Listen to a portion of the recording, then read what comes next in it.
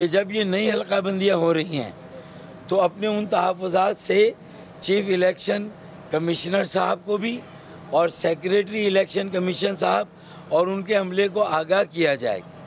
کہ جو کمیٹیاں قائم ہوئی ہیں اگر انہوں نے جو 2018 میں جانبداری کا مظاہرہ ہوا، ناانصافی کا مظاہرہ ہوا اور اپنی مرضی سے حلقے بنائے گئے جس کا فائدہ اس وقت کی صوبائی حکومت کو اور ایم کیو ایم کے علاوہ یا سندھ کے شہری علاقوں کے علاوہ کسی کو بھی پہنچ سکتا تھا، پہنچایا گیا۔ تو ہم نے اس سے پہلے کہ حلقہ بندیاں ہو جائیں اور بعد میں ہم آبجیکشنز دیں تو ہم نے اپنی یہ ذمہ داری محسوس کی کہ ہم اپنے ان تحفظات سے آج ہی آگاہ کر دیں۔ تو ہم نے ان تحفظات سے بھی آگاہ کیا کہ بھئی نواب شاہ میں کس طرح ہماری صوبائی اسمبلی کی سیٹ کو ہڑپ کیا گیا، ہماری سیٹ کو ختم کر دیا گیا۔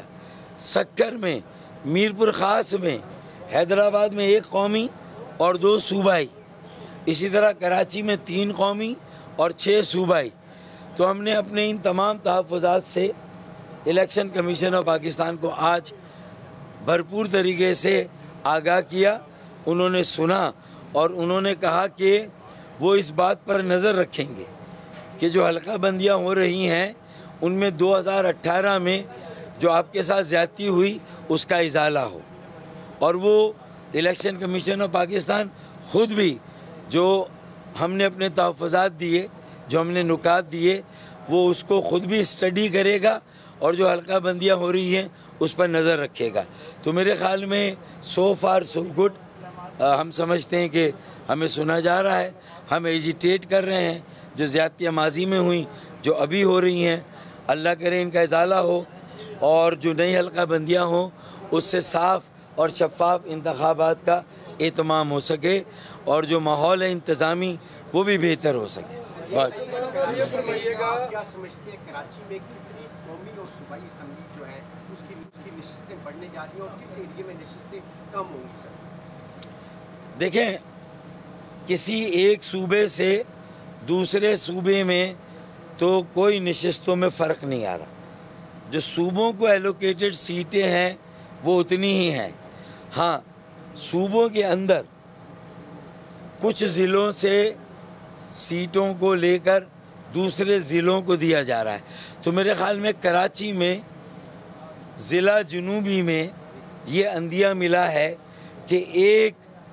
کراچی کی سیٹ میں اور ضلع جنوبی میں 1 سیٹ کا اضافہ ہو رہا ہے اور 1 وہاں ہو رہا ہے اور 3 صوبائی اسمبلی کی سیٹوں میں کراچی میں اضافہ ہو رہا ہے۔ اور یہ بحالی ہے، بازیابی ہے، جو 70 سالوں سے ہمارا حق مارا جا رہا تھا، ہماری آبادی کو کم کر کے دکھایا جا رہا تھا، چھپایا، چرایا، لاپتہ کیا جا رہا تھا، تو ہماری نگرانی کی وجہ سے جو بازیابی کا عمل ہوا، جو بحالی کا عمل ہوا، تو دیکھیں اللہ کے فضل و کرم سے آج ہم تھوڑا سا سر اٹھا کر چل سکتے ہیں